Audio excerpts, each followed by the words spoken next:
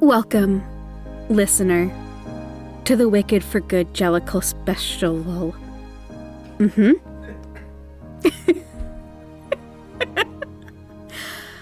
In this wonderful episode, you're going to hear two different things. First, you're going to hear me and Anne's reactions straight out of the theater, because yes, we were able to go see it together in theater and then record directly after. And then we went and saw it again. And you will hear our reactions after that when we are both sitting down and recording and less insane. I hope you enjoy so much Wicked for Good, our conversation on it. It's wicked and it's good.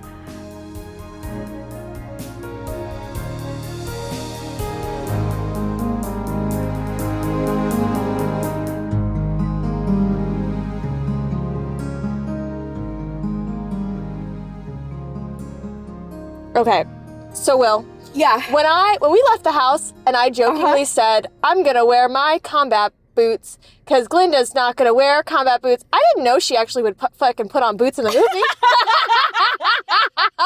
I looked down at my feet and was like, oh, well, I guess she does wear boots. Manifesting. We didn't manifest a kiss, but we manifested boots, and that's pretty gay. It was pretty gay. I'll take it. It was pretty gay other than that. Like, yeah. And you know what? Glinda didn't deserve her by the end. no. She was getting there. Yeah. Okay, we need to explain our situation at present. Yes. Okay. Yeah. Hold on. I'm gonna put the phone down on the dashboard. This is going to be the worst sounding podcast episode. Well, okay. I think we should record this maybe for initial reactions, and we can actually do like a discussion. An actual real? Yeah, and actually do like audio. Well, that's great because I'm stoned. Yeah. You're usually stoned when we record for this podcast. Yeah, I feel like stoned is the right way to watch Wicked for the first time because it's really, well, the first one is like really bright. Yeah, that's true. Yeah. The second one is a bit scarier. It's pretty scary. And we were really close to the screen. It's pretty dark and scary. Yeah. But it still was a good experience, stoned. So I stand by the decision. Yeah. No, it was really good. Yeah. So we are recording this off of Anne's phone in the car.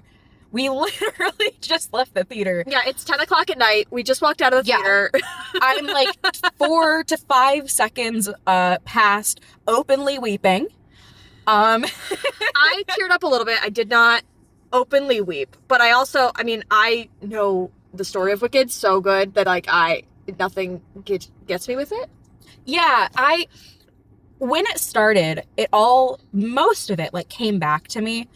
But it was just, God, it was their performances.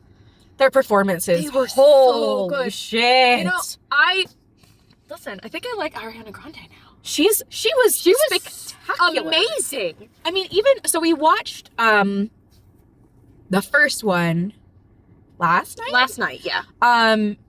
And again, like, she really blew me away. I'm always taken by how hard she nails the choreography specifically.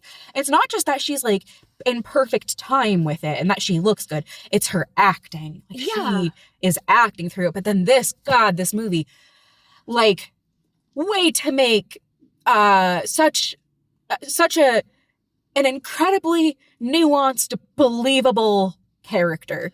Like, and holy shit. We were so close that, like, you could really see their expressions and how much, like, she was so emotive. Yeah, they were both in it. Yeah. Oh, my God. I don't even know what to say. I know, it was great. I need to watch it again. Yeah. Immediately. I feel like I will... So the thing is, I think that this movie is a better movie than the first movie. I did not have as much fun, but I think that that's good. I think that I shouldn't have had as much fun. I think I agree. They added a lot to this one. This one they really built out. Like, you don't know all the songs from Wicked by heart. I listened to the soundtrack earlier, so I know them by heart. They added so many songs. No, I was thinking that because I don't know the songs that well, but there were songs where I was like, I would have two thoughts.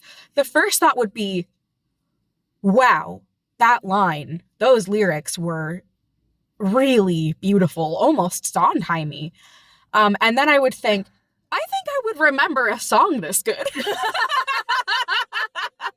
Like, I think that this, I don't know if this is original, because I think I would have liked that shit. So the songs they added, Uh-huh. The Girl in the Bubble. Oh, so good. That was good. new. That was for this movie. So good. Did they do the one where Alphaba, No Place Like Home? That's new. Oh my god, it was so fucking good. That one. There were a few reprises in there too. Yes. In the opening scene of the movie, Glinda has some extra like back and forth stuff. Elphaba has a bit in the opening song. Don't bite me. Mm-hmm. And she doesn't have that in the opening song in the musical. Yeah, legit. There were a lot of like little reprises where they just like added in a bit. Yeah. Which I loved because it like brought stuff back from the first half. Mm-hmm. So that you're kind of like, oh right. Okay, yeah, I'm in it still. Yeah, I got this. Yeah. And I thought, I don't think usually when they add a song to a movie, It's bad. I'm looking at you, Ghosts from Cats.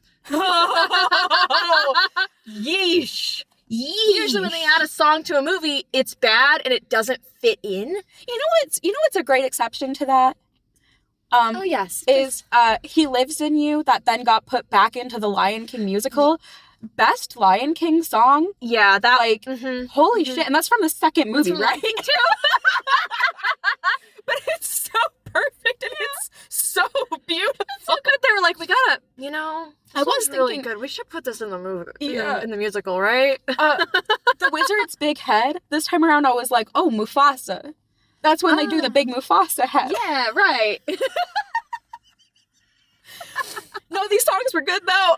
It's a good movie, guys. It's a good movie, guys. Oh my god. So I think what we have to do, Will, is we have to stop recording. Okay. We have to go sleep. But yeah, Go bed. I hate that. I have to go read Captive Prince. You have to finish it. You have to finish it now.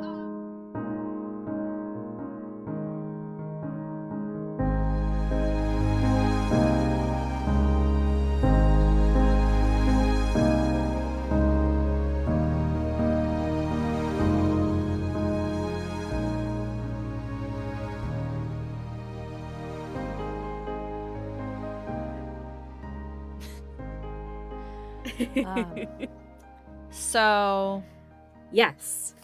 I'm back on my Wicked bullshit. Yeah, pretty much. We are recording now, having both recently watched Wicked for good again. I just got out. I am stone cold sober and was while watching. Oh, you were high the first time, so Yes. definitely want to hear the difference in the experiences. Yes.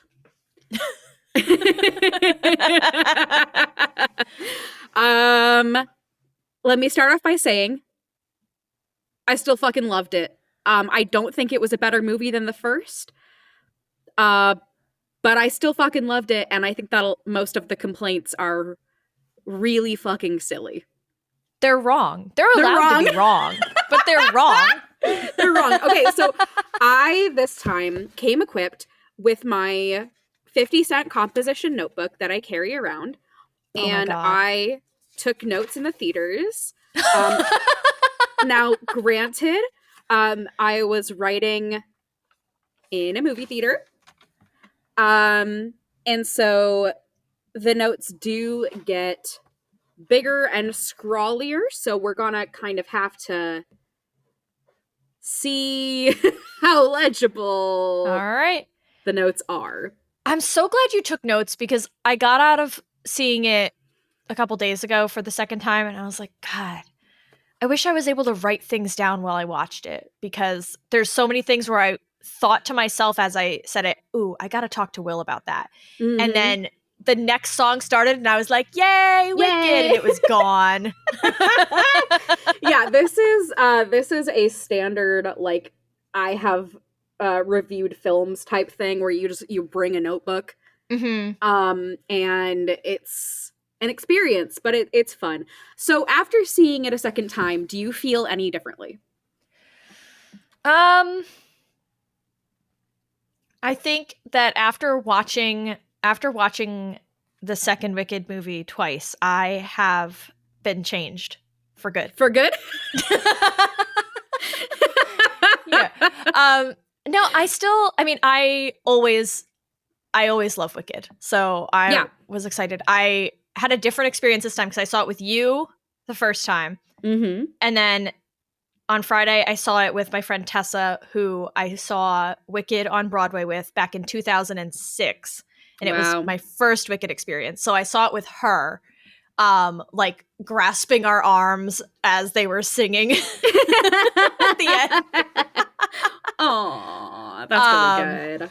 Yeah, we both dressed as Glinda. That's correct for both of you. I've met Tessa, and yeah, that's true. No, she's Glinda. I was gonna be Elphaba, and then we were getting ready to go, and I was like, dang, I wish I'd had the foresight to throw together a Fiyero cosplay, because that would have been better. Yeah, absolutely. Yeah. I think, I don't know. I don't know that I loved it any less on the second time, although I was more critical of it because I had seen it, so I knew what was going to happen. Yeah, I actually completely agree. I don't think I loved it any less, but I am more critical. I have more negative feedback than I had the first time, but I don't have less positive feedback. Okay, all right. Does that make sense? Yeah. You know what? On the second watch through, I was much more cognizant of the words they decided to change in songs and parts from songs that they straight cut some parts from songs out of the movie, which was an interesting choice because they added parts to so many songs. Yes, and they added also 2 additional songs. Yes, which I did like. I did too. We'll get to them. Yeah. Yeah, and listeners, again, I just need to stress, I don't like the stage musical. I've tried my hardest. I don't like it. And I don't remember the second half. Like, I don't remember any of the songs from the second half of the musical. So any changes that they made to the songs, I don't care about them. And I still think that you should bring them up when you come across them if you think that they're worth bringing up. But none of my criticisms will be even a little bit based in something being changed from the musical, because if anything, I think that they should have strayed from the musical more. That seems to be the biggest complaint I've seen people talking about online, is their complaints are things that are ripped straight from the musical. See, and most of the complaints I'm seeing, like, some of them are things that are ripped straight from the musical, and a lot of them are, this was changed from what it was in the musical, and I don't understand why, and therefore I don't like it. Well, those people can be wrong too. Yep.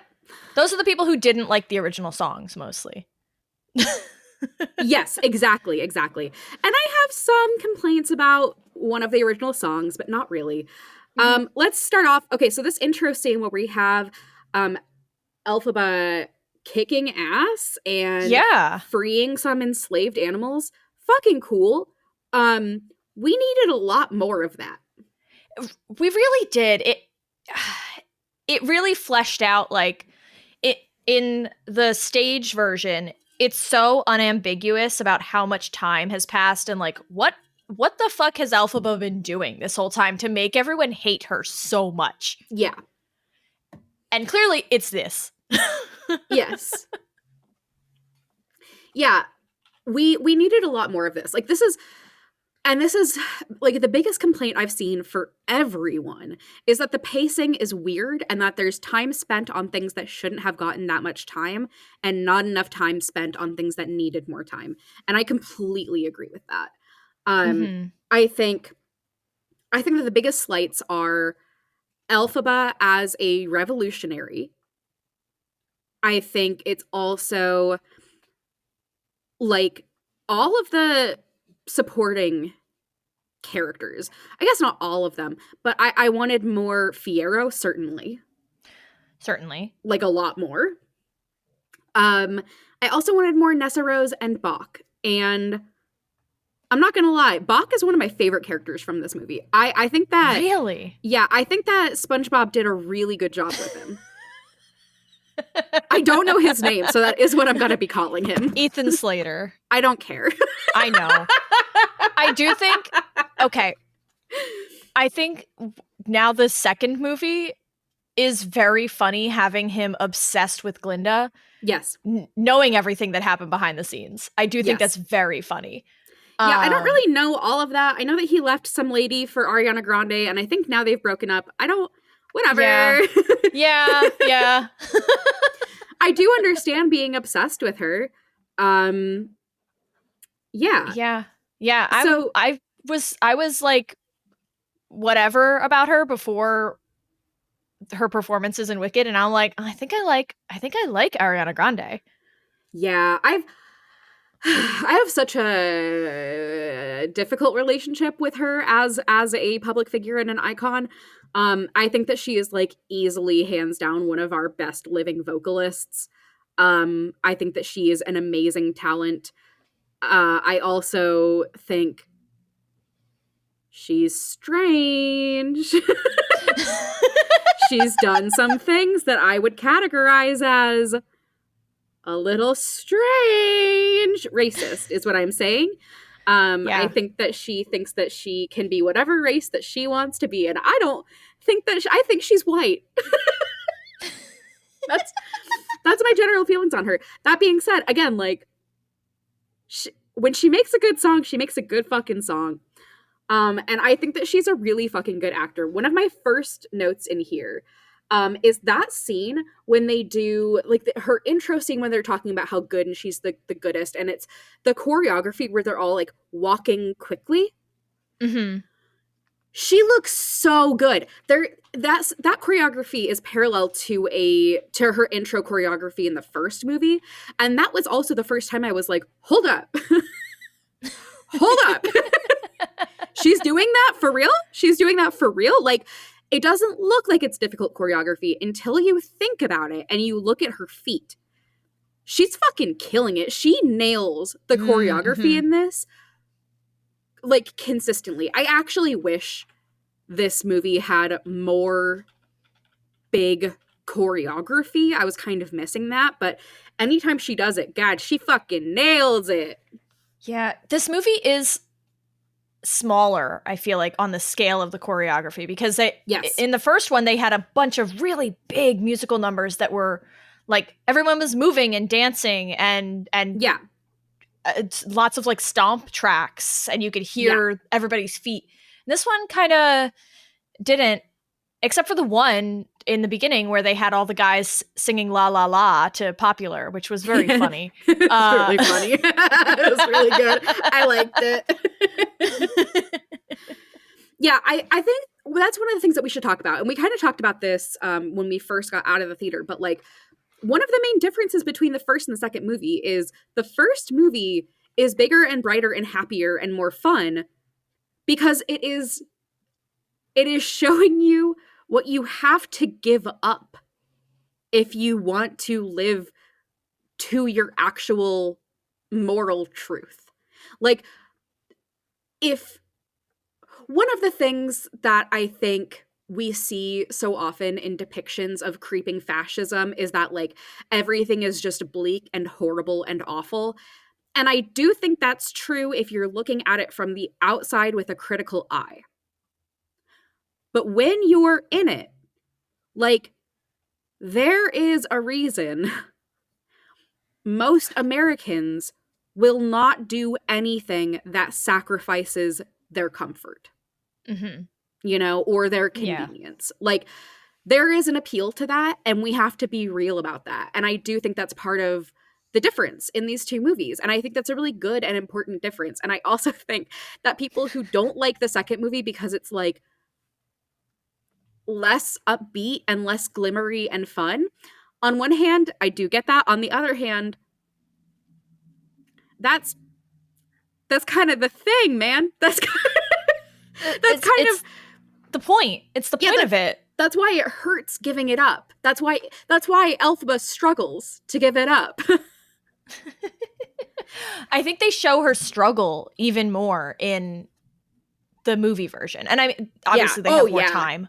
But I think it's more apparent that, like, she really doesn't want to give up her life. No, she loves it. She was so happy for the first time in her life. I wrote down somewhere.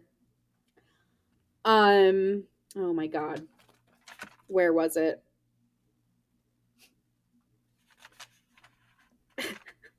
These fucking notes, dude.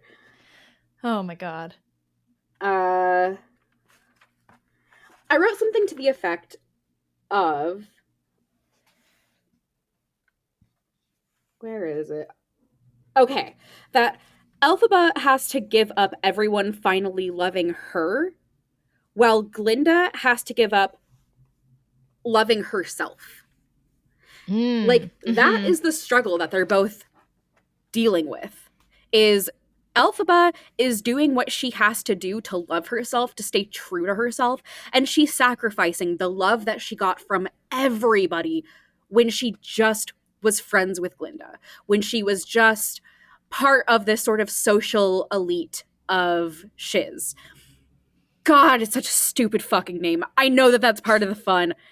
God, I hate saying it out loud. Meanwhile, Glinda gets to have the love from everybody else, being the social elite, but she fucking hates herself.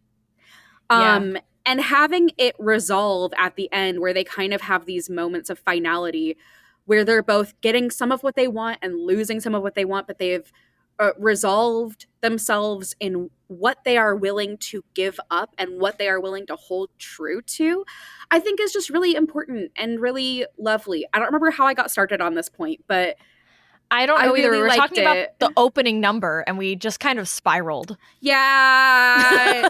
Such is the way. Yeah, the scope and choreography, maybe. That's what it was. The scope of it, and like, big numbers.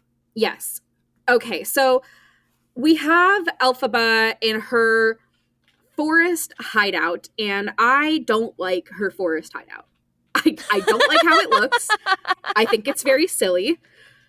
I have no concept of where in the forest it is. One of the things about this movie is that I feel like I don't understand the geography even a little. No, I don't.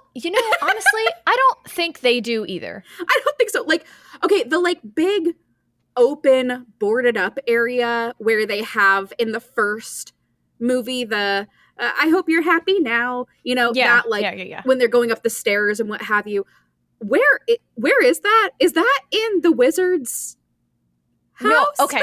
So all right. So that yes. The defying gravity at the end of the first movie is in like a tower at the wizard's like castle palace in Oz. Like that big green tower thing. It's at the top of that. Yeah, why is it all boarded up and shit? I guess they haven't after it wasn't boarded up and it had his hot air balloon in it in the first movie. And then they destroyed it during defying gravity. Yeah, they exploded it. Okay, got it. Yeah, okay, this makes sense. Bitch, you're the wizard. Get somebody to fix it. What are you doing? You have supposedly you have magic. Yeah, supposedly. But you definitely have slaves. You have slaves. You have flying monkeys. They have opposable thumbs. They could do it. One thing that I'm just going to go through my notes is what I'm going to do. Yes. So while she is in her forest hut that I don't like, she is going through the grimory, and it's where the grimory is like in its full unfurled jean jacket kind of situation. It's so pretty. I really fucking love how they did the grimory. I love the shape. I love the ways that the spells look and that they lift off the page. Like the page itself is like a living thing and a part of the magic. I like that it looks organic almost. Fucking sick. Fucking sick. Much better than just like a normal book. Just a book. Like, yeah. They could have done that. They could have just been like, yeah, it's a square book. Yeah. Yeah. Yeah. But no. It's instead they were like, let's make it fucking sick. And they did it. That is one thing. This whole time I was thinking, because, you know, it's been a few days. We've seen a lot of the criticism and people are really like ripping this movie to shreds. And the whole time I was like, this is so much better and so much more fun and exponentially more creatively ambitious than literally every Marvel movie I've ever seen. like no fucking contest. The whole time I was thinking, like, people go head over heels for Thor Ragnarok for doing everything that Wicked does, but worse. I'm sorry. I know people love Thor Ragnarok. I think that movie fucking sucks. And I can see what's good about it. But it has so much in common, weirdly enough, with Wicked. Like, so much. And Wicked does all of that so much better. And we're ripping Wicked to shreds, but everybody thinks that Thor Ragnarok is like some kind of fucking whimsical masterpiece. Shut the fuck up. Well, it's because Thor Ragnarok is for men and Wicked is for girls. I don't know if Thor Ragnarok is for men. But Thor is. Like, that's... Thor is, sure. I don't know a lot of men who love Thor Ragnarok. Thor Ragnarok has Jeff Goldblum, Tessa Thompson, and Cate Blanchett looking like the hottest lesbian. I don't think it is for the boys. I guess, yeah. Yeah. Oh, and Tom Hiddleston's there too. Well, he's not yes. for the boys. So, going on, God, every time we were in Glinda's, like, apartment? House? What is the situation there? It looks like she's, like, in a hotel, almost. Yeah, but, like, it's like a tower. It's also, like, another tower in the castle. But God, she lives with him? She lives there, yeah, in Oz. Yeah. Oh, yikes. So she lives there. Right. Yes. Okay. Yes. Little detail that annoyed me so much is that whenever she would go out on her balcony, she would, like, open a door, and then they'd zoom out, and I'd be like, all the doors are open. All the other doors are open. Why did you open those? You could have just gone out one of the other sets of open doors. Because you could so clearly see that the doors were open. And it, it made me insane. And I caught it on the first time, and I was like, no, maybe it was just my imagination. And then I was paying attention the second watch through. I was like, no, the doors are open. And she's like, quick, Elfie, get inside before the monkeys see you. And then she closes the doors, and I'm like, the other doors are open. They're still open. Girl, please. Close all of them. Pull the blinds. Like, what are you doing? I don't think she had blinds, but the decor in her whatever, I fucking love it. It's so fucking perfect. It's all this, like, blush pink and gold and ivory mid-century modern design. Which is so fucking perfect for throwing it back to the era of The Wizard of Oz and making her look really cosmopolitan and really contemporary while also making it feel like whimsical and inspired by the past and again, like, referential to the source material. I never would have expected to see mid-century modern as the decor style in this movie, given it's so Art Nouveau and occasionally Art Deco. But that it's such a good fit for her. It's such a good fit for the character. It's so feminine, so elegant, but also so, like, squeaky clean, you know? Like, impersonal. Yeah. I love that they gave her a conversation pit. Did you notice that? Yeah, like in the middle of everything, and that I like that she's got, like, double staircase on everything because you have to have a dramatic walk down the staircase in your ball gown. Yes, absolutely. She's a princess. You have to. And I like that the conversation pit also, like, she is meant to be like holding court. She's meant to be having people over and entertaining, and it's empty. It's empty. And like the pillows on that conversation pit don't fucking move. Nobody's here. Nobody's hanging out with her. I loved that. Did you notice in all the other like scenes in the opening as they're coming into Oz, like all the other instances of pink showing up places? No. So the train is pink now. Oh, yes. There's banners hanging everywhere that are big pink with Glinda the Good on them. There's other like in little places throughout Oz, not just in like Glinda's sanctuary, there is pink everywhere now. Like it's still green, but you're getting a little Glinda like sneaking out into the world. Yeah, take over. Yeah. Which I love because it's like, oh yes, everybody loves Glinda. Yes. Her presence was very much felt everywhere, which I thought was really good. Costumes remain peak. Obviously. My God. I have feelings about the costumes in so many different ways because, like, every time Madame Morrible, Michelle Yeoh was on the screen, gorgeous. Those costumes, amazing every time. Yeah, one of my notes in here in really big handwriting is Morrible's cage dress. Insane. Do you know what I'm talking about? No. It has, okay, let me see if I can find this. So it's one of her green dresses, and then it has this sculptural overlay that is this gold woven material. And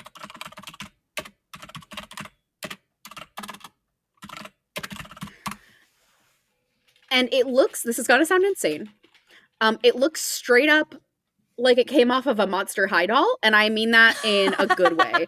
Because Monster High does these like cage overlays, and they often look fucking sick, but seeing it here, oh my God. Okay, I'm sending it to you in Discord.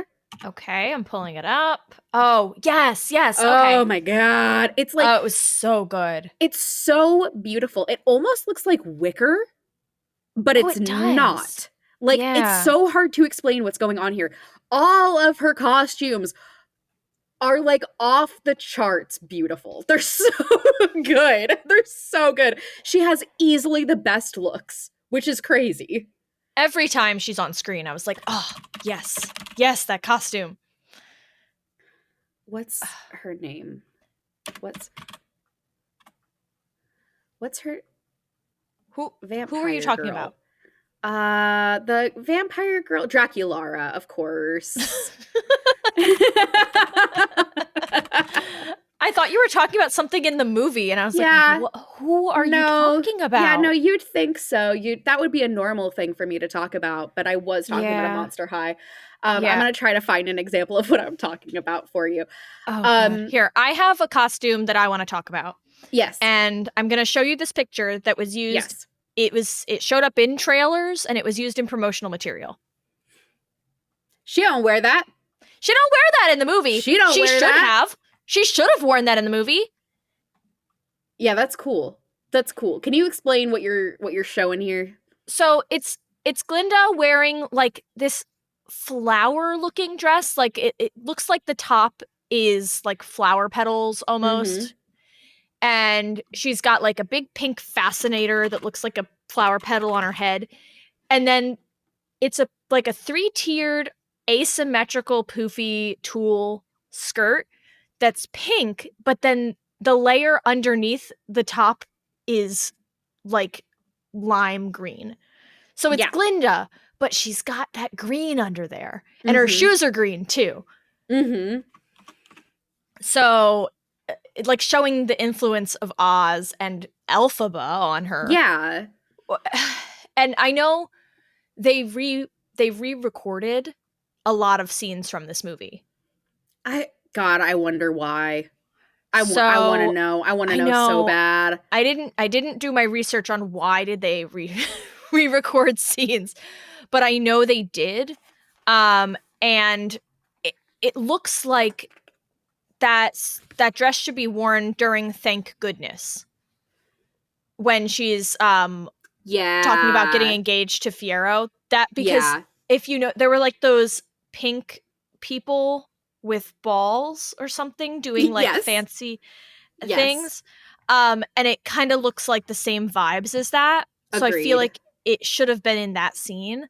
And that makes sense because in the stage play, she also wears like her only asymmetrical dress of the play in that scene. It's like got one sleeve. It's like a suit almost, but it only has one sleeve on it.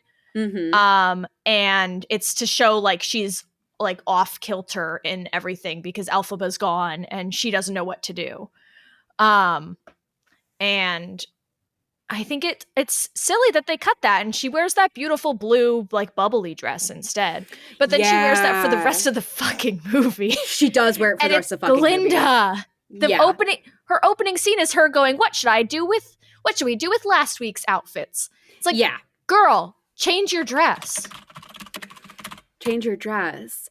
I have to talk about, so we've already been recording for almost half an hour. This is going to be an unhinged recording. Yeah, of course. So I have to talk about this scene with baby Glinda. I loved this. Oh my God. I love it. I loved it so much. It hurt me. Her mom telling her, like, oh, it's okay that you're not the person that you want to be because everyone loves you and that's all you'll ever need is so fucked. That's so fucked. That's such a fucked up thing to say to a kid. All you'll ever need is that everyone loves you. Oh my God. Right. Like, I can see where she was trying to be reassuring. Like, don't worry that you don't have magic, honey. You don't need magic. Everyone loves you anyway. But they don't love her without the magic. They love her because they think she has the magic. Yes. And also, everyone loving you is not the only thing you'll ever need. Okay, and also in this scene, there's that last moment where baby Glinda is looking into her wand, which for the record, I think that her baby wand is significantly beautifuler than her adult wand, but that's different. So she's looking into her bubble and like forcing herself to smile. And this is going to sound insane. I think that this is a reference to the 2022 Ty West horror film Pearl. Do you know about the movie Pearl? Will, I've quite honestly never heard of this movie before. Okay, you've definitely seen images from it. It's the one where it's Mia Goth in so basically, Pearl is largely inspired by The Wizard of Oz.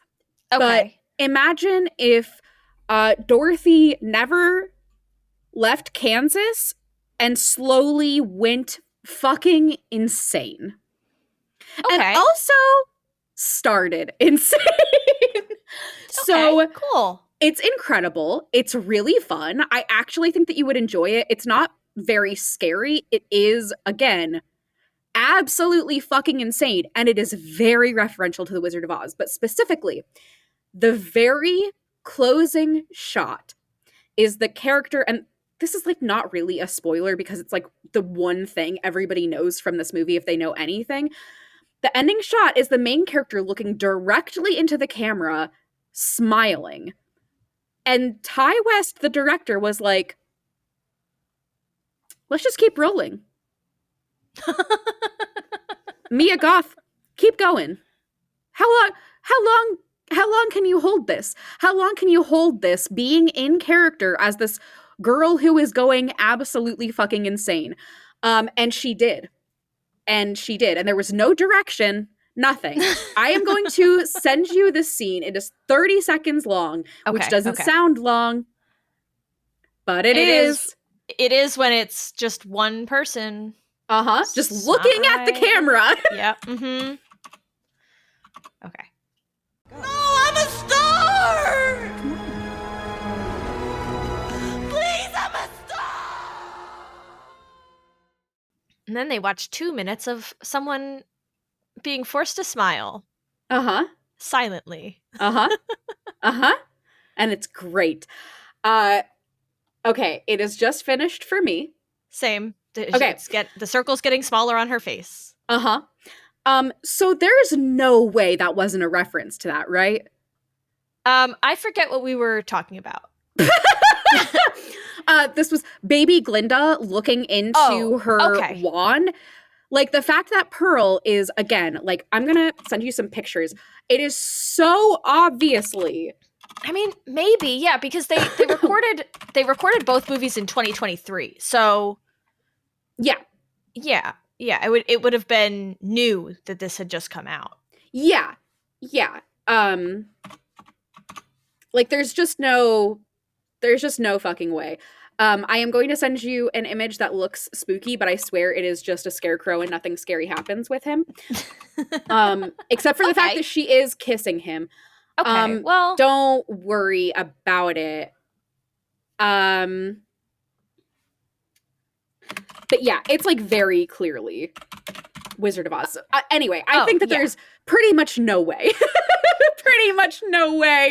that it wasn't inspired by that, which I think is fucking crazy. And I also think that that's cool as hell that John Chu definitely did a reference to Pearl. I love that scene with baby Glinda. I love it so much. Okay. I mean, they added that No Place Like Home song. Yes, okay. We got to talk about this song. I like this song. I like it for a few reasons that contradict. Okay. So I understand that this song has strange conflicts about it. I do think it's a strange song, but I do like it. First off, I just think melodically it's really pretty. Second off, if I take the song out of context, I get the feeling there. And I get why they wrote that song for this current moment.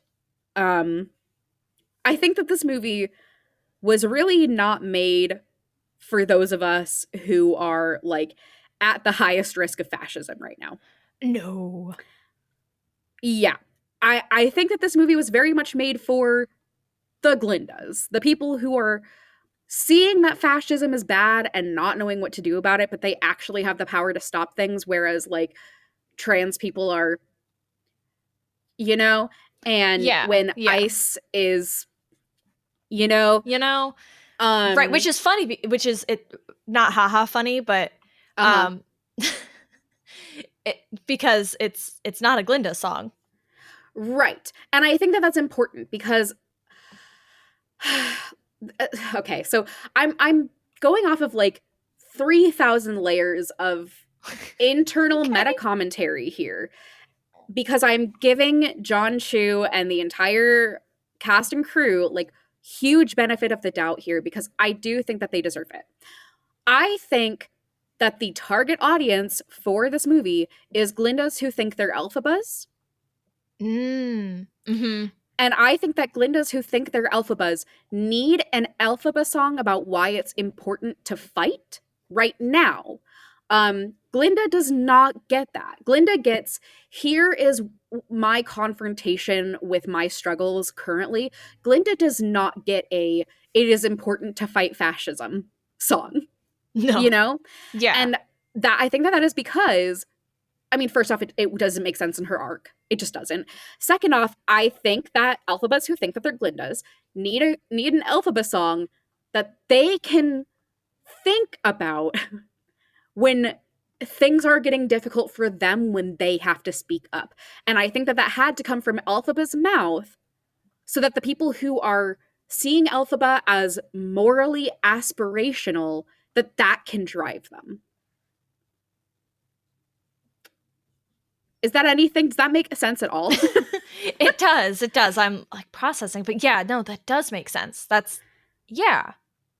Right, like that's what I think is going on there. And I also think that what's going on there is that they wanted a song where the Film Academy could pat themselves on their back a lot for choosing it for an Oscar.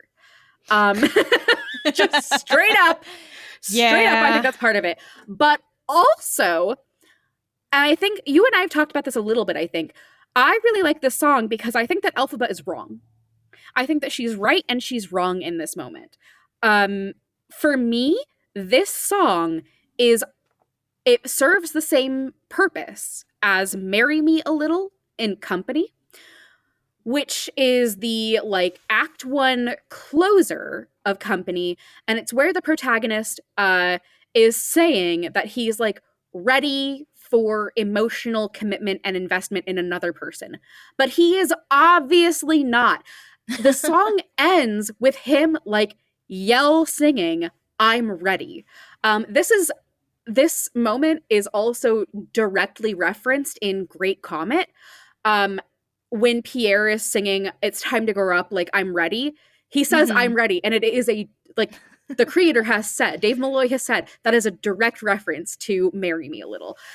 To me, this was our Marry Me a Little. It is this like aspirational, almost deluded song from Elphaba of like, oh, well, if the oppressed just rise up on our own, we'll make things right again. And that's not, I don't think that is true. And by the end of the movie, she leaves. The whole song is about we have to stay here and fight. And by the end of the movie, she has realized that she's wrong and she leaves. People complain about the song saying like, oh, it's thematically messy. Oh, it doesn't make any sense. Oh, it's like ridiculous that she would be saying this to people who are leaving. Mm-hmm.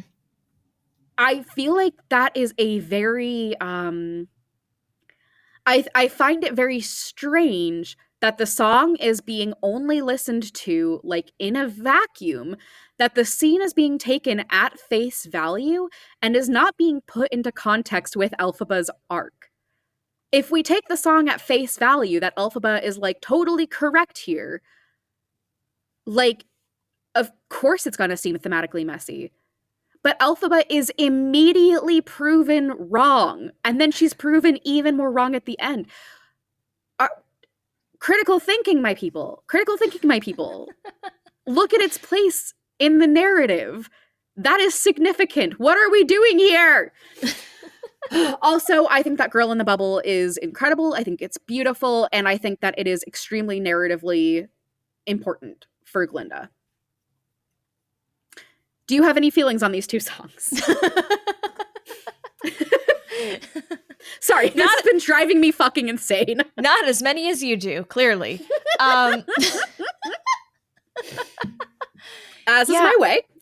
I mean, I'm thinking about them with like a different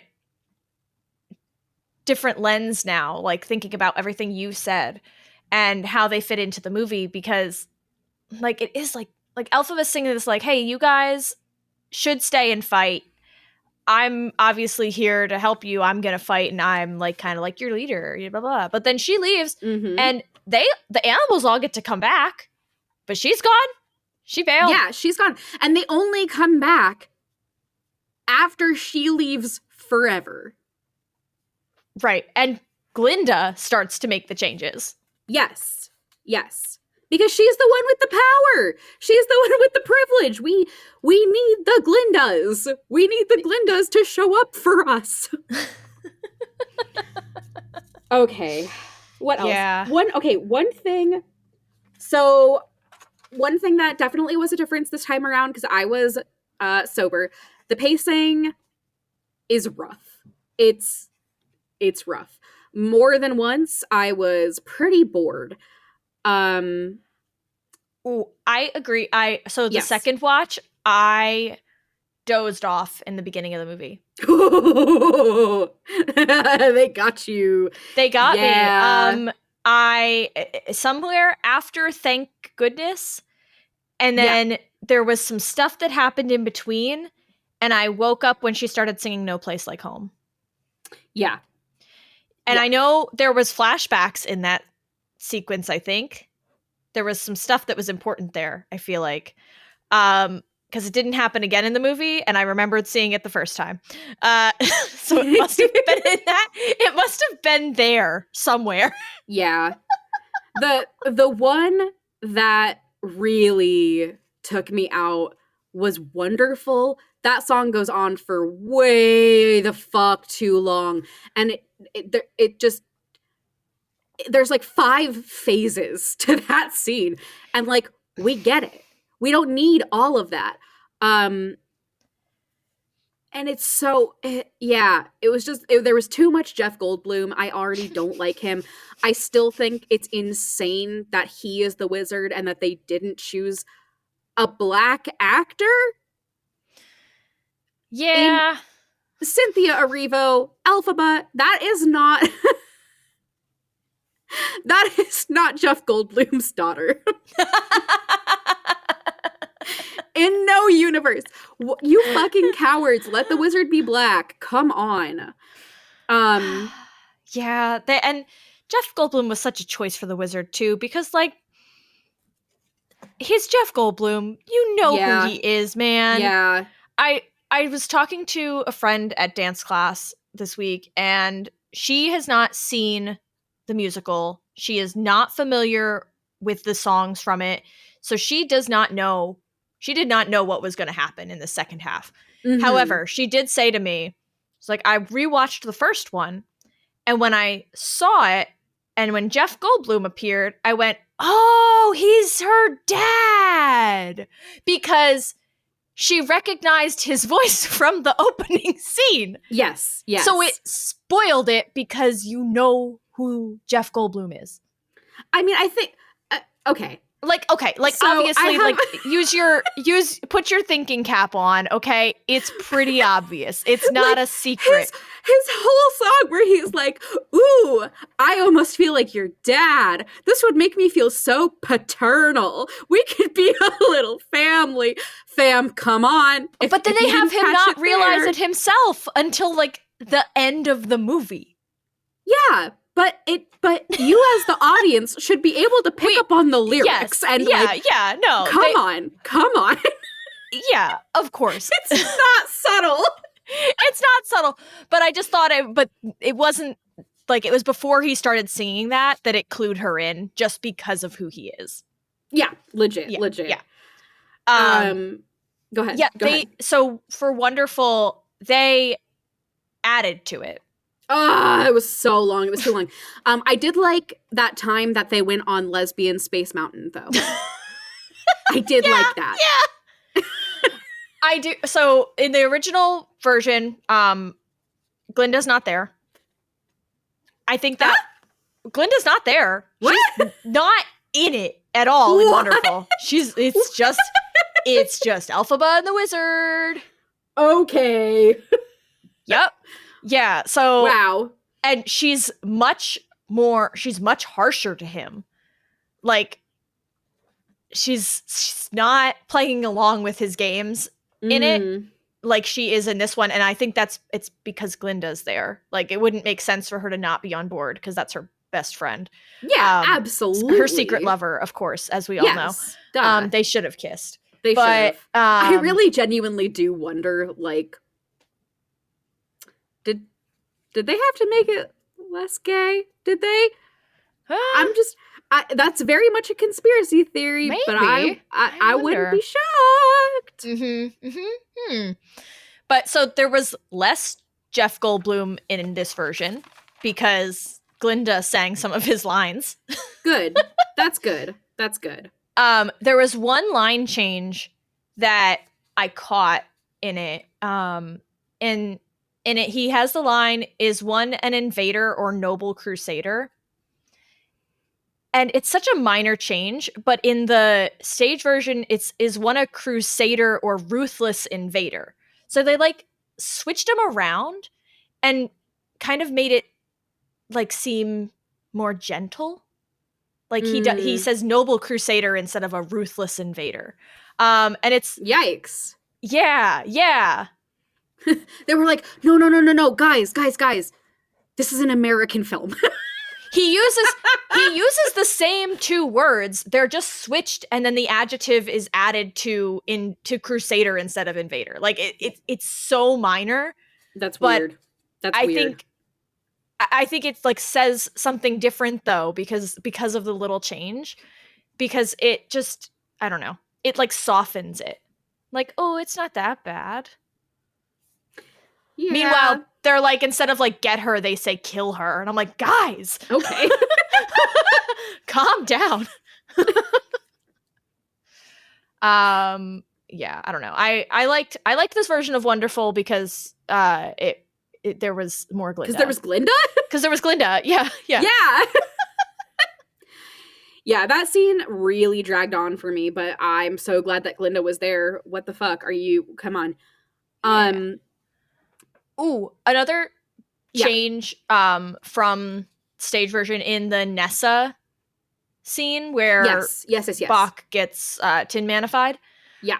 I mean, it's part of the fact that they have someone who actually uses a wheelchair playing playing Nessa, so they can't do what they did in the stage version, which is the magic shoes make her walk. Yes. Yeah. So I don't this change is so weird. It's such a weird change. And I think that it's a very well-intentioned change, and I don't think that the original is good either, to be clear. Yeah. Because I think the original is, like, insanely ableist. And that is why they changed it. But I also think, and I think that this is, again, like, this is an issue with the source material. Because in the source material, it's that she wants to be able to walk because she thinks that that's why Bach doesn't like her. Yeah. Which They, like, is... it takes it away from, like, why Nessa feels this way. Yeah, but also I think that, like, that concept is very much written by somebody who isn't disabled. Of I course. think that if you are someone who's disabled, I think that you have a pretty keen understanding of when somebody is being ableist and when somebody just doesn't like you. It's strange. It's strange. Yeah. And I think it's even stranger that their fix for this was to just make her fly. Like, why would Bach care? Right. What? That's What? I can What does this float possibly accomplish? I can float around in the air now, Bach. Don't you love me and want to stay with me? What? Yeah, what? What are you? Huh? I really wanted more Nessa Rose and Bach. I really do think that SpongeBob killed it. I think that his acting here was really great. Him as the Tin Man was so fucking scary. It's terrifying. He really, like, terrifying. Hatred in that man. Yes. Loved it. Another complaint that I have just throughout my notes as I'm going. Uh-huh. I can't believe I'm saying this. Michelle Yeoh was not good in this. She was okay. That is the biggest complaint I've seen from everyone online. It's like so weird. She is Michelle Yeoh. Like, what are she's what? She's a great actress. Yes. She cannot sing. I don't care about the singing at all. I thought, right, but like they're like, we were so thoughtful about who we picked for this movie, and it's a musical. They have to be able to sing. I loved her in the first one. I thought that she killed it in the first one. Okay. But I'm not, I also don't really, I'm not here for the music. I'm here for, like, yeah. They cut some of her parts because she sings in a bunch of the songs, and they cut them because they were like, we're just gonna take that out. So they just shortened some of the songs that she sings in. Okay, this makes a lot of sense. So she had very little to work with. Yeah. But also her acting was just so... The one scene where she blows up at Glinda, I thought that she did pretty good. Even then, it felt a little forced for me, but everything else was just so boring and so flat. I was really shocked. Like, I've been rooting for Michelle Yeoh as a dramatic performer all the way back from Sunshine, like the early 2000s film, when she was the star of EEAAO. I shouldn't call it that. I should call it Everything Everywhere All at Once. I was so thrilled that she was finally getting her due. And then seeing her in the first Wicked movie, I was like, thank fuck. Like, she's getting the spotlight that she deserves. She's getting all these fun roles. She sucked in this. She looked amazing. And she did some very beautiful, elegant hand movements. But she was really boring. And I was very shocked by that. Yeah, it wasn't the role for her. I don't think. I think it was the direction. I think that she could have nailed it. I don't. She was phoning it in. Maybe she was directing bad. I think that there is a universe where she could have landed this role great. I don't think that this is that universe. in the better universe. Yes, in the better universe, it would have been great. I also have a note that Fiyero has exactly one move, and it's threaten with gun. That's all he does this movie. Yeah, I wish they had fleshed out Fiyero's change more. Yes. Because he goes from first movie where he's like, I'm kind of idiot and I don't do anything except go to parties and I'm a hot prince. And that's all that matters. And he kind of changes a little bit and he's like, but I have a heart. I think I care about stuff. And then this one, he's just man with gun. He is man with gun. He is beautiful man with gun. Yeah, one of the things that I think we could have done with was seeing, first off, I wanted to see that he knew that water wouldn't hurt her and that's just propaganda. Okay, so Glinda also knows that, right? Okay, I don't know. I assumed that she was like swept up into the propaganda. They lived together. There's no way she didn't. They fucking live together. They live together. They live together. I will give them in the original source material in the books. She can't do water. She can't do water. It makes sense in the books. Yes. They don't back that up at all in the musical or the movies. No. Yeah, and I really did think like, oh, she just the propaganda. Maybe, I don't know. Nope, there's no explanation for it.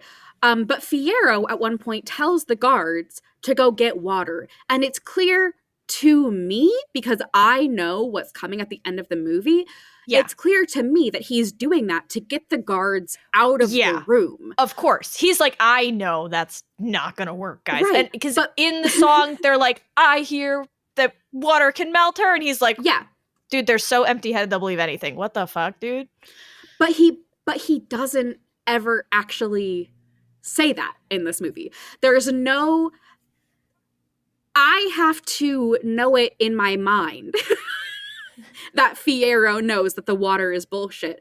There's actually no inkling in the movie, except for at the very end, that he knows that water won't actually do anything. Did they cut that line from... Yes. Okay, so in the stage version, when they say that water can melt her, he's like, did you hear that? Water will melt her? People are so empty-headed they'll believe anything. Yeah, he does not say that. He does not say that. No, so it's very strange. Like, it's very clear that he knows that will not work in the musical. Yeah, that does not happen. Okay. That does not happen in this. Yeah. Which I thought was really strange. It makes sense that he would say that in the musical. We really needed a lot of Fiyero. And also, while we're talking about things in Fiyero that don't work, the scene, is it As Long As You're Mine? Is that the song? Yep. Knew this one was coming. This was bafflingly atrocious. They really did it poorly. Like, it was so bad. They're there. She walks away from him and is like, kiss me too. It's like, you're not, what? Why girl talk to him?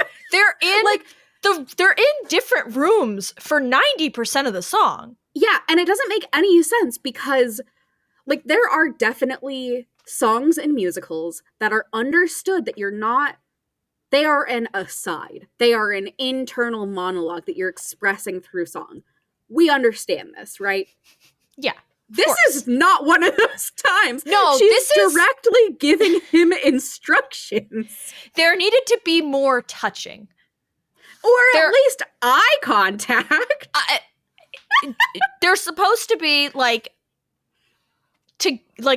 up against each other, like running their arms down each other, like, oh my god, I can't believe we're really here together. This is insane. Yes. Holy shit, you just left Glinda. Dude, what the fuck? Like, they're supposed to be freaking out about this. Like, hold on, wait, we really love each other right now? Oh man, this is crazy.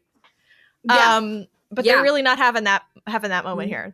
There's like this like really like ominous tone to the whole scene. It's so strange. Like it's like I don't even know how to explain it.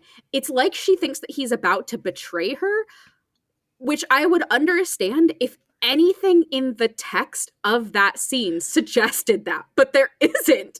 Yeah. And then the like big thingy, the big sweater robe she's wearing. Yeah. I don't know why they did that. It's very weird that he's like just kind of disrobing away from her and like looking at her shit. Like it's so weird. When he finally does sing at her, I think that he sells that. I think that he does a great job. She never sells the chemistry for me, which is weird because they had great chemistry in the first movie. What happened? What happened? They only have the chemistry when they're like together and they're apart for most of this song. Even when they're together, I was still like, that is a woman sitting next to a man. That's it. Like, I was like, I guess they're both just so fucking touch starved, you know? I did not buy it, which is crazy. It's crazy. There was one moment in the scene just before this, after the cat fight, which I loved. I love the cat fight. When Fiyero is holding the gun at Glinda, the guards all come and they've got Fiyero, or they're about to get Fiyero. Yeah. And he looks to Elphaba and he says, go. Just go. And she looks at him a little apprehensively, but it's almost like, yes, comrade, I will go. And then she looks to Glinda, and Glinda gives her the hat and says, go. And at that moment, Elphaba looks at her like, thank you, beloved, for saving my life.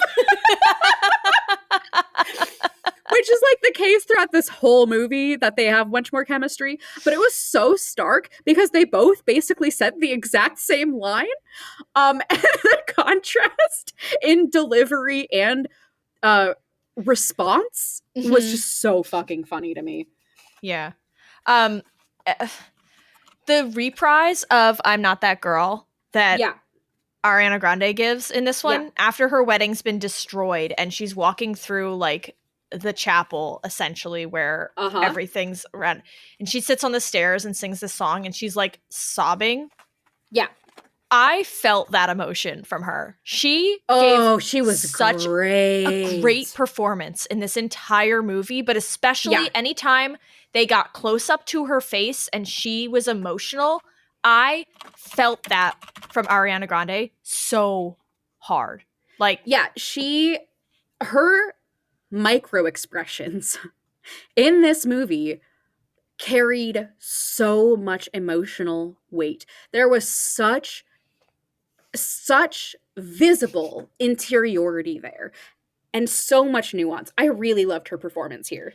So good. And that scene, the second time I saw it, there was a teenage girl sitting next to me, and when she like sat down on the stairs and was crying, the girl next to me, I heard her like take a shaky breath and she whispered to her friend, I'm gonna lose it.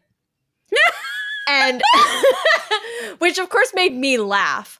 And then from that point on in the movie, like as soon as they took Fierro and were like, tie him up to that post because we're gonna scarecrow him, she started sobbing hysterically, like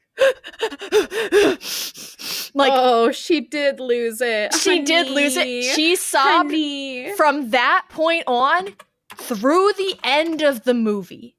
God damn. And Tessa leaned over to me at one point because I was like, dude, the girl next to me is sobbing hysterically. And I was trying not to laugh. I'm like, this is a very serious part of the movie, guys. I need to not be laughing right now.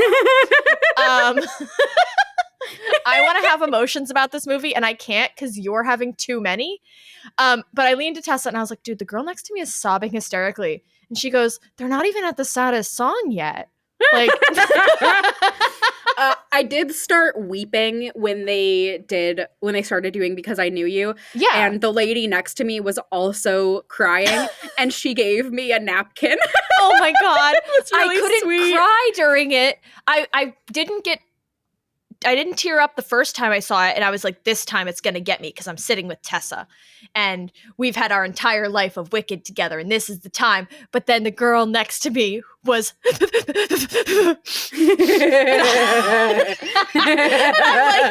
trying to pay attention to the movie, and I'm just like chuckling to myself, and I probably looked like I was sobbing because I was like shaking.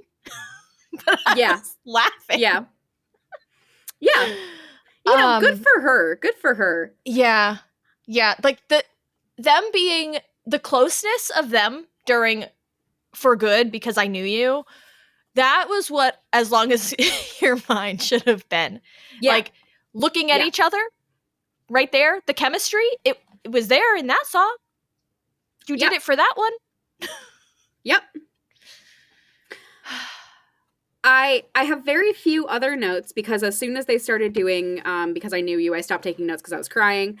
My last couple here are, again, Girl in the Bubble is good. I think it has really good lyrics. I really like the line about like we could look it up, but it's something to the effect of like, what you have to do to live in a dream is to keep your eyes closed.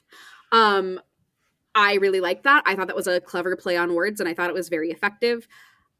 You liked Girl in the Bubble, right? I did. I don't know. I'm always so hesitant about adding songs to musicals. But I guess it does help that Stephen Schwartz, who wrote Wicked, wrote these songs also. So like it wasn't somebody coming in. It wasn't Taylor Swift coming in and writing a song for Cats. Yeah. Yeah. Though what's his name did also work on that, but I know, but he's not good at making music anyway. So no, he's not good at making music anyway. And also Taylor Swift's hand touched it in that. Yeah. Sullied. It. Yeah. I really liked it, and I thought that Glinda really needed the song. I think that we really needed a song about like this is too far. This is, I have crossed my line in the sand for where I can let fascism creep, you know? Yeah. I have one note. I have two notes about No Good Deed Goes Unpunished. Yes. Incredible fucking song. She killed it. The mixing is really bad. Oh. She is very quiet. And this could just be because of the theater, but she felt really buried in the mix to me. My other note, and I guess this is kind of like a side, I have one real note and then a side note. My side note is, how come Fierro Family Castle so spooky? Why it look like that? Why do they have an evil castle? Nobody ever lived there. He says that. They live in the other castle. Right. It's run down. Nobody ever lived there. Okay, so say that you wanted to get a new build home that was a summer home that you might visit every now and then. Yeah. Would your thought process be, well, I'm not going to be there most of the time, so I do need to make it haunted? Why it look like that? Now, to be clear, the castle is the one that they're in at the end of the movie during For Good. That's and the water is thrown on her. That's the castle. Yeah, it's the one where, but it's also the same one where she escapes and she does no good deed goes unpunished. I don't know that it is. I think that's just what else could possibly that castle have been? A different abandoned castle? It just Explain. it didn't look like it fit anywhere in the world. Okay, so I have different problems with the castle then. If this is not Fiero's family's castle, that he told her, go seek asylum there. There's nobody there. Go be safe there. If that's not the castle that she went to immediately after she escaped because he was being killed, Yeah. what possibly did she have? Another handy castle? And if so, why wasn't she there the whole time? I think this was Fiero's family castle, and now my question is, why'd they make it scary? Why'd they make it evil? It's not as evil scary in the last song, though. Okay, so I guess what happened that's where is I think Elphaba came different. in. No, hold on. If they're Okay. the same castle, Yeah, because yeah. I don't think they're different castles. I don't think there's any justification that makes any sense for them to be different castles. So instead what happens is Elphaba gets to Fiero's family's evil castle, does her evil spell, does her scary song about being evil, and then she looks at the castle and she's like, what the fuck?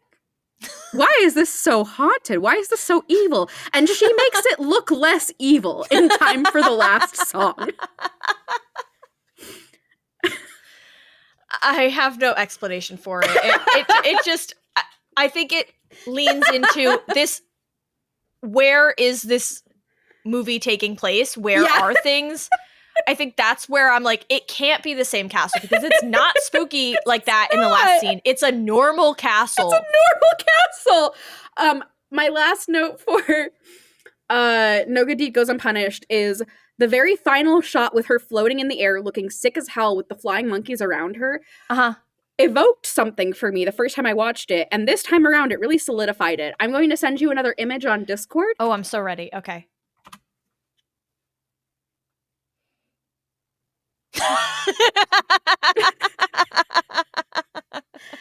So this is a gif of Matthew Patel from Scott Pilgrim vs. the World, the movie, when he is floating in the air evilly surrounded by demon hipster chicks.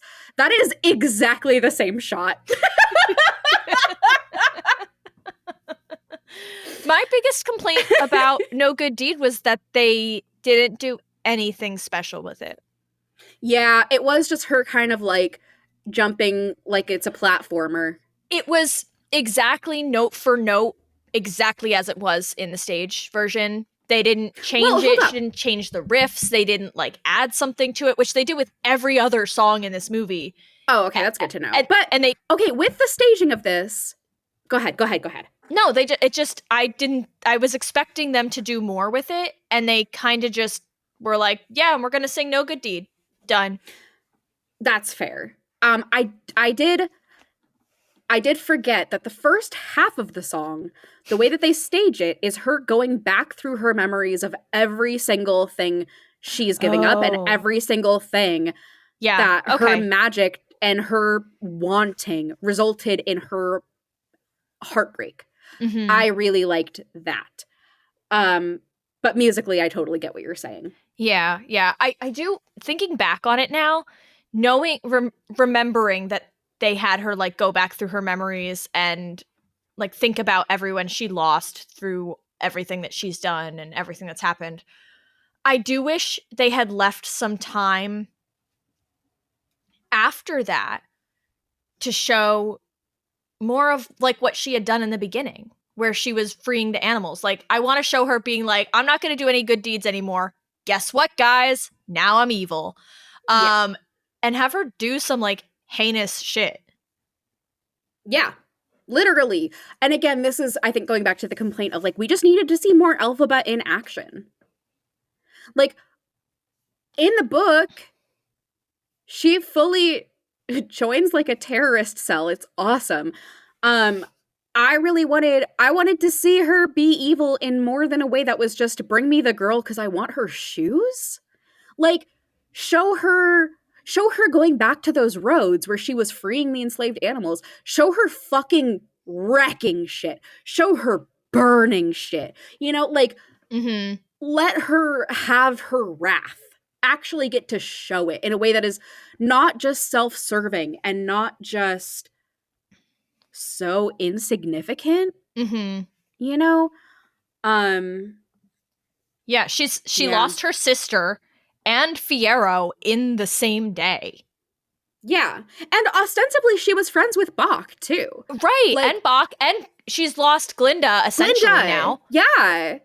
And she's lost any remaining shred of faith that things could get better for Oz and her at the same time. Yeah. Let her crash out.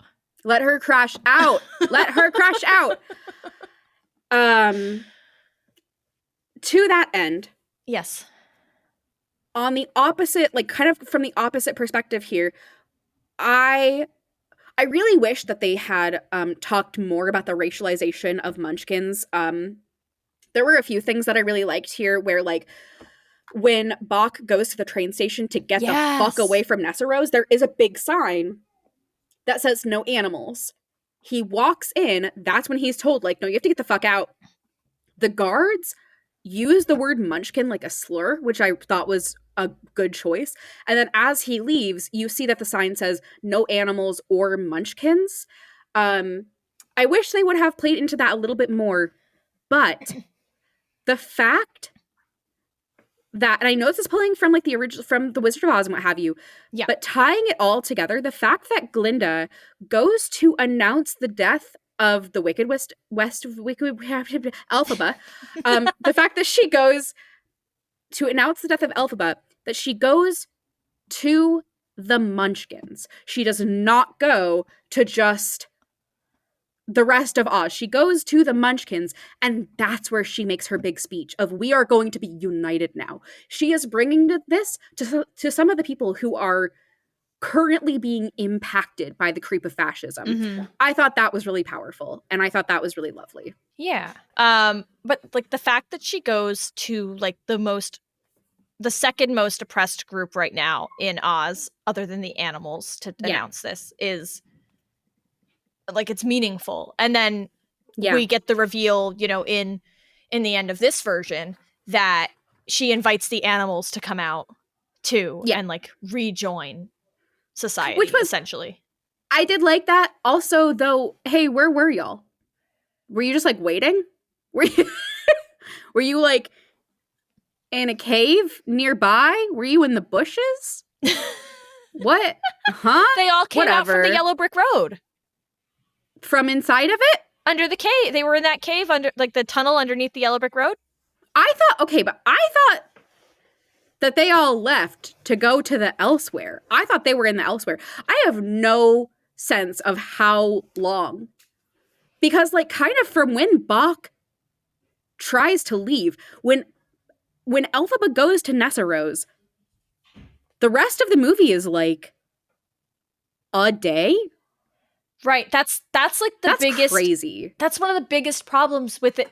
Not just the actual pacing of the movie, but the pacing of the passing of time. Like, what is time here? How many days have passed? How many, like, it's ostensibly it's been, you would think, months. But you wouldn't know watching the movie. You'd have no idea because Glinda doesn't change her dress once. Yeah. Yeah. If she had changed her dress from when she's in the castle to when she's like making her speech with Fiyero, like if she had changed her dress a few times, that would at least give us more of like okay, she's put on a different outfit. Some time has passed.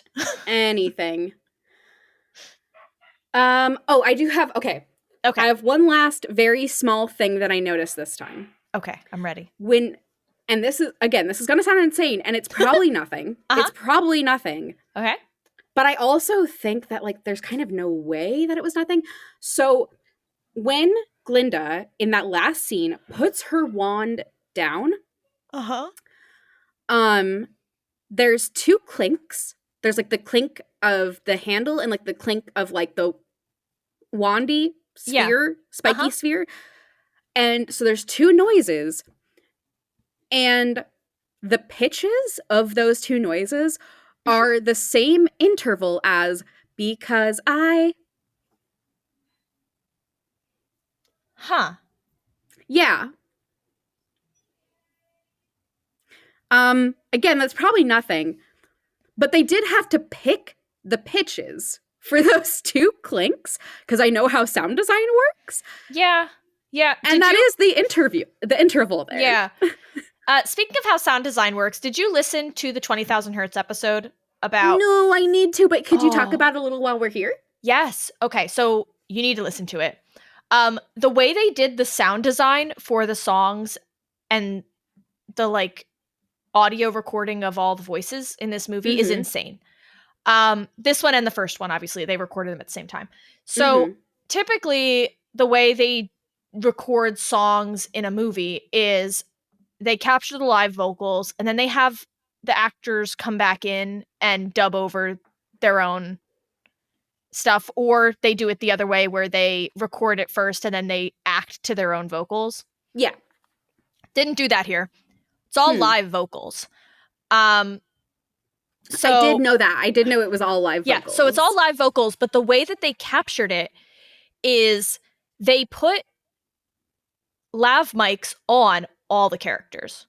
They all had their individual mics. They also had boom mics on Elphaba and Glinda. And then they gave them the direction of, like, I don't care if you sing over each other, like when they're up in each other's faces and stuff, like, just do it, do what's right for the character, and we'll figure it out in post. And then they, instead of having to worry about, like, oh, but the visual of the lav mics, we're going to have to cut those out. They were like, yeah, sure, we're going to have to CGI edit out the images of their microphones. I don't care, because I'd rather have the live vocals. Yeah, fuck yeah. So instead of having to pay to have the actors come back into the booth to re-record audio, they were like, no, we're just going to pay to have the better vocals and the better the better acting, because you're face to face with each other in costume in the scenery, you know? Yeah, and also because everybody who, except for Michelle Yeoh, who was singing in this, can do that. Real good. Yes. Real good. They can all do that. Like like Ariana Grande can run up the stairs while singing Girl in a Bubble. That was crazy. That's crazy. The whole time she was running up and down those stairs, I was like, and your breath? And she's singing it live. Like, yeah. Oh, okay. Damn, girl. Yeah. And the other thing they did is they attached microphones, like, to lower on their costumes so that they had a separate stomp track for all the dance sequences. And they could mix that in. And essentially what the guy who was doing all the recording did was he gave all the audio to the sound mixers and was like, pick what makes it sound good. Here you go. I've given you several options to choose from. You can Good. Fucking trust them. So they would, like, cut from the boom mics to when they start singing, it would pick up their lavs, you know, like based on, you know, where they were in the universe, so that if they were far away, they could use audio that sounded more far away. Fuck yeah. I'm so excited to listen to that episode. Everybody go listen to 20,000 Hertz. It's such a good podcast. It's a great podcast. Do we have anything else about this movie that we need to touch on? I want to go watch it again. Yeah, I do too. And I also really want to watch the first one again. Oh, God. Okay, one last thing. Oh, my God. Okay, all right. The makeup artist, holy shit. The fact that they look 5 years older. They really did. But it was shot at the same time. Oh, my God. Elphaba goes from looking like a young college student to looking like a grown-ass woman. Like, yes. Oh my god. That's all. Yeah. They better win for costumes at least. They And I won think for should win costumes in the makeup, too. first movie. So Give it to him again. give it to him again. Give it to him again. They can have it. Oh, Frankenstein's gonna take it this year. Never mind. I don't know. Michelle Yeoh's costumes were pretty good. They were. Have you seen the costumes from Frankenstein? I haven't, but I'm willing Wicked to get it because I want musical theater to win every time. I'm sorry, Frankenstein. That's fair. I want That's musical fair. theater to win because I want more people More? to make musical theater, but good. But good. I want to make good adaptations of it, and I need them to be good so that they can do that. Yes, that's so fair. Okay, if you had your hope and your dream for another musical that would get this treatment. Oh man.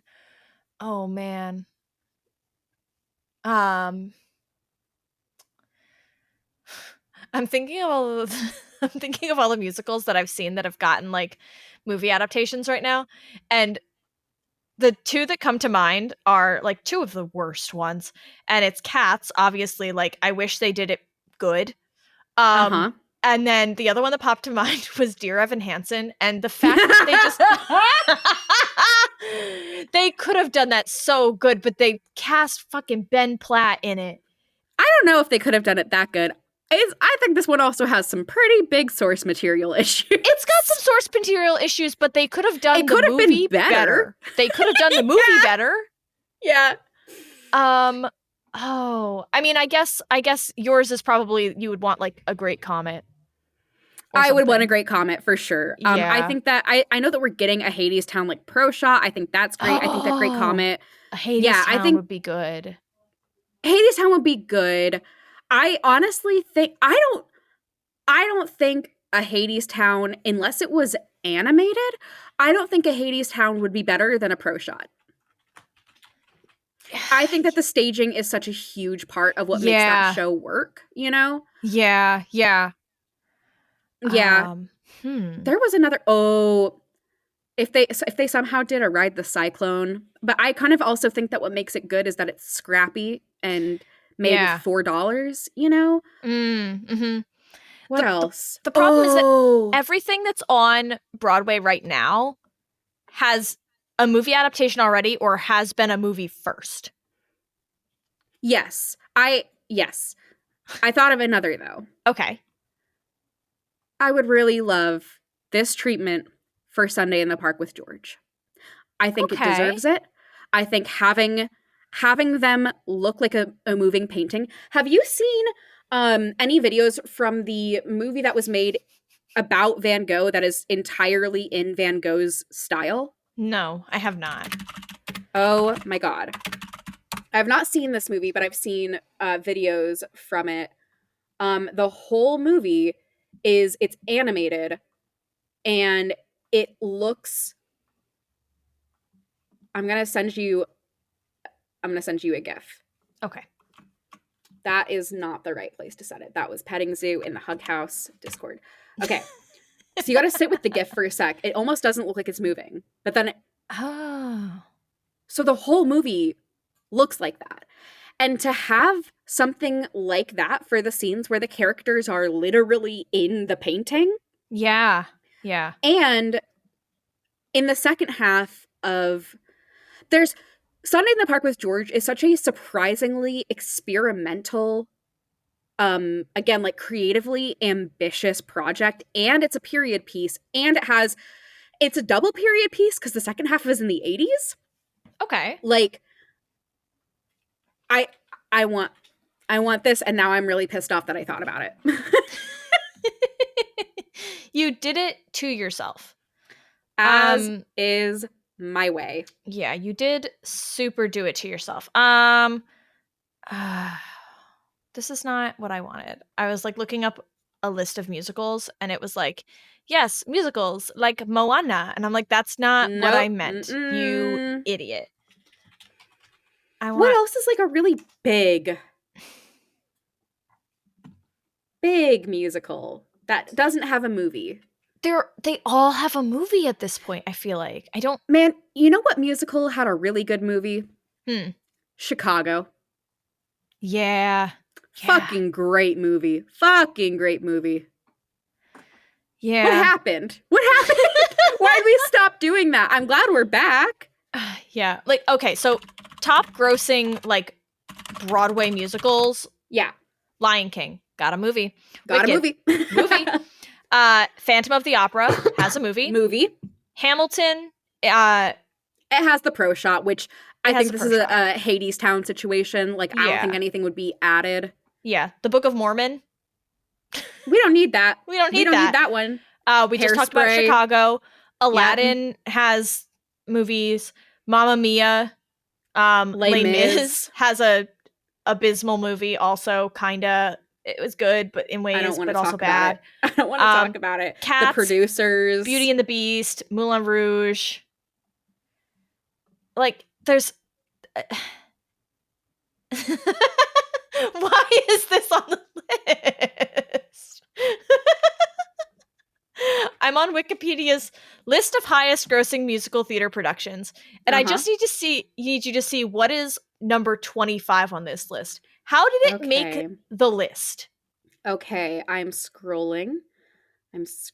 We've got Rent, we've got Mary Poppins, we've got Kinky Boots, we've got Dear Evan Hansen, we've got Hairspray. I knew it was gonna be Spider-Man Turn Off the Dark. I knew. Give them the movie. How Give them the has movie. Spider-Man, which has run for 1,000 less performances than Hades Town, half as many performances? How has it made almost the same amount of money as Hades Town? Where is? Oh, Hades Town is just above it. Oh my god. Yeah. Yeah, I they guess must have been charging out the ass. They must have, because, like, I was like, maybe it's because Hades Town cost more money, but I famously know Spider-Man Turn Off the Dark cost a lot of money! Oh my god. Okay, we gotta stop talking about musicals. It's been an hour and a half. Okay, well, alright, I guess. I have to go make dinner. Oh, same. Yeah, alright. Okay. Well, time to go watch Wicked. No, time to go watch Defunct Land. Time to go watch Defunct Land. Hey, everybody, there's a new Defunct Land. We're recording this on November 23rd. Go watch Defunct Land. Yeah. Okay, bye. Okay, bye.